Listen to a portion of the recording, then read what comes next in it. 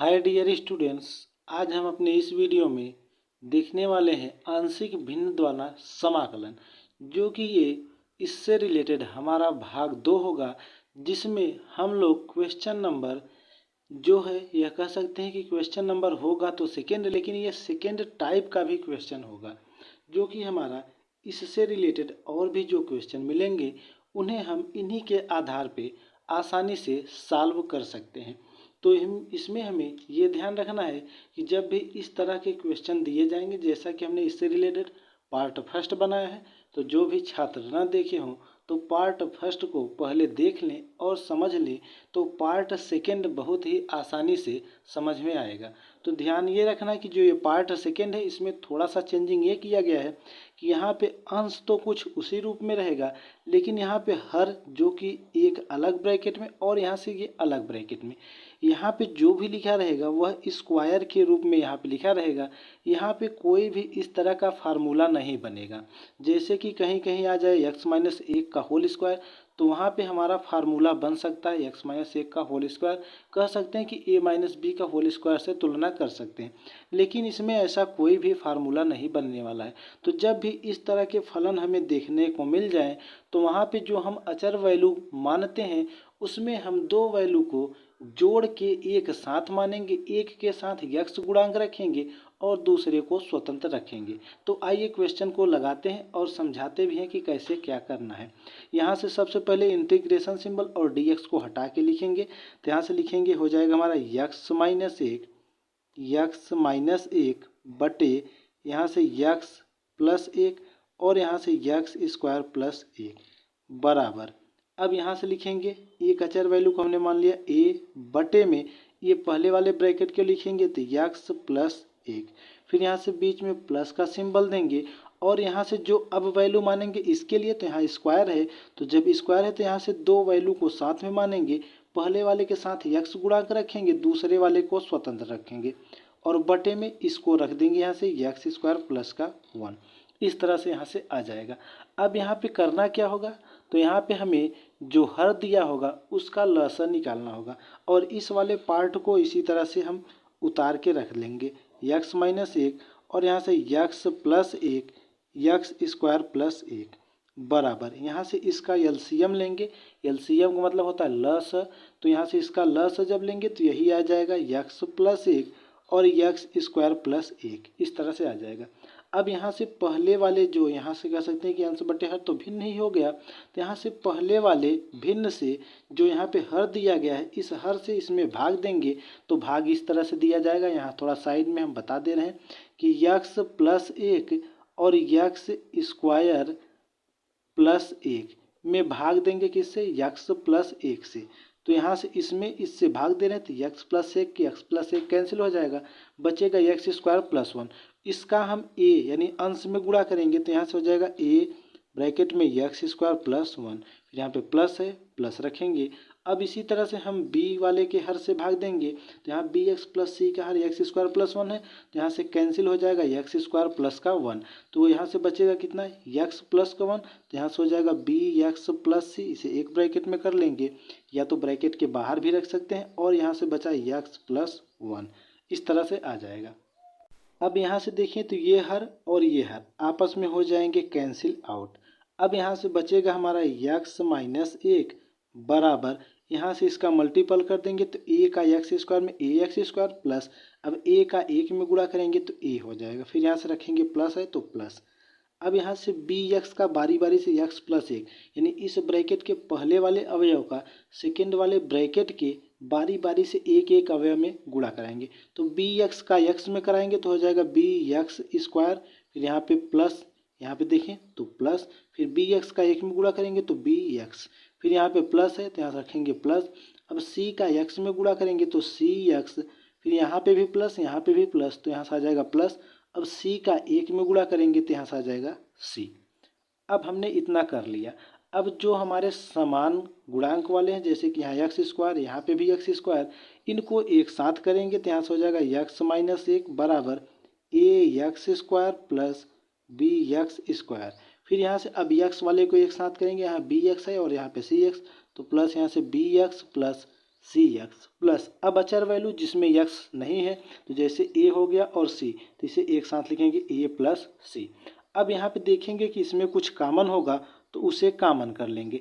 जैसे यहाँ a x square plus b x square में एक्स स्क्वायर कॉमन होगा तो इसे कॉमन कर लेंगे, बचेगा ए प्लस बी प्लस यहाँ से एक्स कॉमन करेंगे तो यहाँ से हो जाएगा बी प्लस सी और प्लस यहाँ से ए प्लस सी, इस तरह से रख देंगे।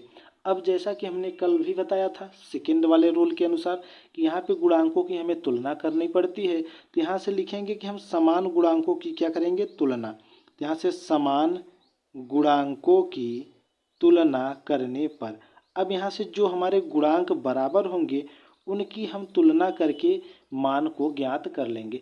अब गुणांक बराबर कैसे किया जाता है ये भी ध्यान रखना है कि गुणांक को बराबर हमारे यक्स के आधार पे, यक्स के वैल्यू के आधार पे किया जाता है। अब यहाँ पे यक्स के गुणांक जो होंगे या कह सकते हैं कि यक्स में जो भी गुणा किया रहेगा उसी को गुणांक कहते हैं। अब यहाँ पे देखें तो यक्स स्क्वायर, अब यहाँ बाएं तरफ हमारा यक्स स्क्वायर से रिलेटेड कोई भी वैल्यू नहीं दिखेगी।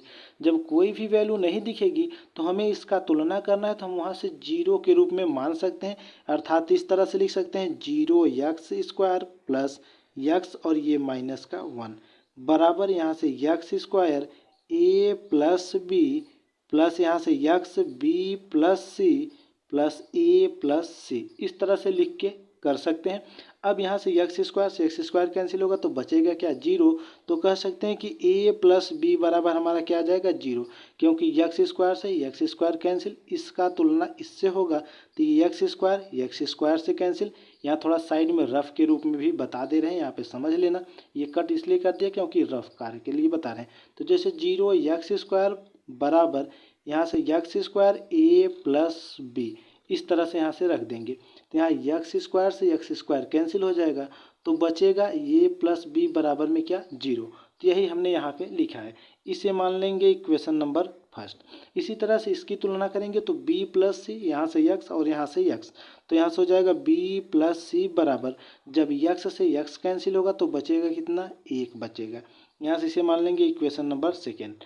और इसी तरह से हम देखेंगे अब ए प्लस सी बचा है, तो ए प्लस सी हमारे आंकिक मान, कह सकते हैं गिनती की जो संख्या स्वतंत्र रूप से होंगी वही हमारी इस अचर वैल्यू का मान होगा। तो यहाँ से देखें तो अचर वैल्यू क्या है, माइनस के रूप में एक है, यहाँ से ए प्लस सी बराबर कितना आ जाएगा, माइनस का एक। इस तरह से इसे मान लेंगे इक्वेशन नंबर थर्ड। यहाँ से हमने तीन इक्वेशंस को प्राप्त कर लिया। अब यहाँ से इसे सॉल्व करके हम ए बी और सी का मान बारी बारी से ज्ञात कर लेंगे। अब यहाँ से ए बी सी का मान हमें ज्ञात करना है। अब यहाँ पे देखें तो ए प्लस बी और बी प्लस सी, और यहाँ पे ए प्लस सी लिखा गया है। अगर हम यहाँ से समीकरण एक में से समीकरण दो को अगर घटा दें तो बी से बी हमारा क्या हो जाएगा, कैंसिल, तो बचेगा ए माइनस सी, और इस समीकरण में अगर रख के जोड़ दें तो यहाँ से एक वैल्यू हमें मिल सकती है। तो यहाँ से करेंगे क्या कि समीकरण एक में से समीकरण दो को क्या करेंगे, घटा देंगे। तो यहाँ से लिखेंगे समीकरण एक ये माइनस समीकरण दो, इस तरह से रख देंगे। अब यहाँ समीकरण एक है ए प्लस बी बराबर जीरो, और यहाँ से ये है बी प्लस सी बराबर एक। अब यहाँ पे घटाएंगे तो यहाँ से प्लस है तो ये माइनस, ये प्लस है तो ये माइनस, और ये भी प्लस है तो माइनस, इस तरह से रख देंगे। तो यहाँ से देखें तो अब यहाँ से जो भी वैल्यू होगी सेम से ही कटेगी, ना कि ए माइनस बी लिखेंगे और बी माइनस सी। तो माइनस बी प्लस बी से हो जाएगा कैंसिल, और यहाँ से बचेगा प्लस का ए और यहाँ से माइनस का सी बराबर, यहाँ से कितना हो जाएगा हमारा, माइनस का एक। ये हमारा आ गया, इसे मान लेते हैं इक्वेशन नंबर 4। इस तरह से अब समीकरण 3 और 4 को हम जोड़ देंगे। समीकरण 3 प्लस 4, समीकरण 3 और 4 को जोड़ दे रहे हैं। तो 3 है हमारा ए प्लस सी बराबर माइनस एक, और 4 है ए माइनस सी बराबर माइनस एक। अब यहाँ पे इसे जोड़ देंगे तो यहाँ से प्लस सी माइनस सी से कैंसिल हो जाएगा, ए में ए जुट जाएगा 2a बराबर, यहाँ माइनस एक जुट के माइनस 2 हो जाएगा, और यहाँ 2 से 2 भी हो जाएगा कैंसिल। तो यहाँ से आ जाएगा a बराबर हमारा क्या आ जाएगा, माइनस का एक। यहाँ से हमने a की वैल्यू को ज्ञात कर लिया है। अब जब हमने यहाँ से a का मान ज्ञात कर लिया, अब हम इसे चाहे जिस समीकरण में रख के वहाँ से अलग अलग मानों को ज्ञात कर सकते हैं। अब यहाँ से a बराबर -1 आ गया, तो चाहे इसे हम समीकरण 3 में रख के ज्ञात कर लें c का मान, या तो चाहे जिस भी समीकरण में हमें उचित लगे, क्योंकि हमें a b c सभी का मान ज्ञात करना है, तो वहाँ से हम बारी बारी से एक एक मान को ज्ञात कर लेते हैं। आइए अब इसे हम मान को पुट करते हैं। तो यहाँ से हम इसे समीकरण मान लेते हैं कि हम 3 में रख दे रहे हैं, समीकरण 3 से। अब यहाँ से समीकरण 3 से, तो समीकरण 3 पहले लिख लेते हैं। क्या है, a प्लस सी बराबर -1 दिया है, a की वैल्यू प्राप्त है -1, यहाँ रखेंगे -1 प्लस सी बराबर यहाँ से -1। अब यहाँ से इसे पक्षांतर कर देंगे तो c बराबर -1 और ये इस तरफ आएगा तो प्लस का 1 हो जाएगा। तो यहाँ से आ जाएगा c बराबर हमारा क्या आ जाएगा 0। तो c की वैल्यू हमारी आ गई 0। अब यहाँ पे c की वैल्यू पुट कर दें तो b की वैल्यू ज्ञात हो जाए। तो इसके लिए देखें तो यहाँ पे दिया गया हमारा कि b प्लस सी बराबर 1। तो समीकरण 2 से अब सॉल्व कर लेते हैं। यहाँ पे रखेंगे समीकरण 2 से, यहाँ से लिख देंगे समीकरण 2 से। तो समीकरण 2 से, तो समीकरण 2 क्या था हमारा, b प्लस सी बराबर 1। अब यहाँ से c की वैल्यू पुट करेंगे तो b प्लस 0 बराबर 1, और यहाँ से b का मान ज्ञात कर लेंगे तो b बराबर आ जाएगा कितना हमारा 1। तो यहाँ से b का मान हमारा कितना आ गया 1। यहाँ से हमने टोटल वैल्यू को ज्ञात कर लिया, a b और c टोटल वैल्यू को ज्ञात कर लिया। अब यहाँ से हमें इसका समाकलन करना होगा। अब इन वैल्यू को हम पुट करेंगे। अब इन वैल्यूओं को हम जहाँ पे ये माने थे a b c, इसी के स्थान पे पुट करेंगे और यहाँ पे इंटीग्रेशन सिंबल और इसके साथ में dx को लगा के रखेंगे। तो आइए ये प्रोसेस को आगे करते हैं। अब यहाँ पे हमने ये क्वेश्चन को लिख दिया, जो कि हमने यहाँ पे बिना इंटीग्रेशन सिंबल और यहाँ पे dx को भी हटा दिया था। अब इन सभी सिंबल्स को हम यूज करके इस तरह से रख देंगे। अब यहाँ पे a b c का हम मान रखेंगे। तो अब जो लेफ्ट साइड है इसे हम पुनः रिपीट नहीं करेंगे, यहाँ पे इक्वल का सिंबल लगाएंगे और a की वैल्यू जैसा कि हमने ज्ञात किया -1 आया था, तो यहाँ से a की वैल्यू रख देंगे -1 बटे में x प्लस 1 और यहाँ से dx। फिर यहाँ से प्लस सिंबल है, प्लस रखेंगे और b की वैल्यू हमारी आई थी कितना 1, तो यहाँ से b की वैल्यू 1 रखेंगे तो 1 इंटू b प्लस c की वैल्यू आई थी 0 बटे में यहाँ से हो जाएगा x² प्लस का 1 और यहाँ पे dx रख देंगे।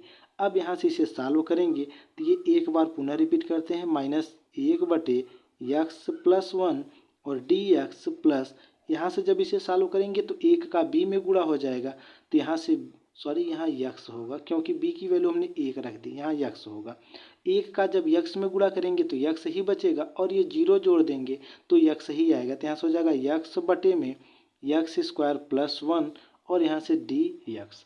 इस तरह से आ जाएगा यहाँ पे हमारा। अब यहाँ से 1 बटे x के रूप में, तो यहाँ लिख सकते हैं -1 बटे x जो कि log x होता है, तो यहाँ से 1 बटे यहाँ से माइनस log x प्लस 1 और यहाँ से प्लस। अब यहाँ पे इसे सॉल्व करना थोड़ा सा मुश्किल लग रहा है, तो यहाँ से हमें थोड़ा सा इसमें कुछ चेंजिंग भी करना होगा, जो कि हम बता दे रहे हैं। यहाँ पे करना क्या होगा, तो यहाँ पे साइड में लिख देना कि इसे हमें मानना होगा, तो यहाँ से मान लेंगे माना। अब मानेंगे क्या, ये जो नीचे लिखा गया है, तो यहाँ से लिखेंगे माना x² प्लस 1 बराबर क्या मान लेंगे हम, t मान लेंगे। अब यहाँ से जब t मानेंगे तो इसका हमें अवकलन करना होता है x के सापेक्ष, तो जब x के सापेक्ष अवकलन करेंगे तो यहाँ से आ जाएगा 2x dx बराबर में dt आएगा। अब यहाँ से ऊपर x dx लिखा है, इसी का मान ज्ञात करना है, तो 2 को कर देंगे पक्षांतर तो हो जाएगा x dx बराबर 1/2 dt। इस तरह से आ जाएगा। अब इसी वैल्यू को हम पुट करेंगे तो यहाँ से हमारा क्या है -log x प्लस 1 और यहाँ से प्लस। अब यहाँ इंटीग्रेशन सिंबल x dx के स्थान पे क्या रखेंगे, यहाँ से 1/2 dt, तो 1/2 अचर है तो इसे बाहर कर लेंगे और यहाँ से हो जाएगा dt बटे में इतने को हमने माना क्या है t, तो यहाँ से रख देंगे t।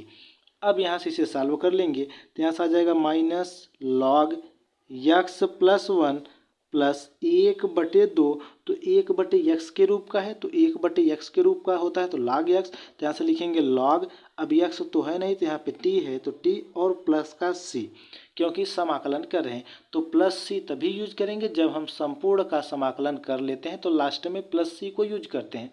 अब यहाँ पे जो हमने माना है उसका भी मान हमें पुट करना होता है, तो हमने यहाँ से माना क्या है, तो यहाँ से हमने टी किसके लिए एक्स स्क्वायर प्लस 1, तो यहाँ से जो हमारा टी वैल्यू है उसके स्थान पे हम उसका मान रख देंगे जो कि हमने माना था।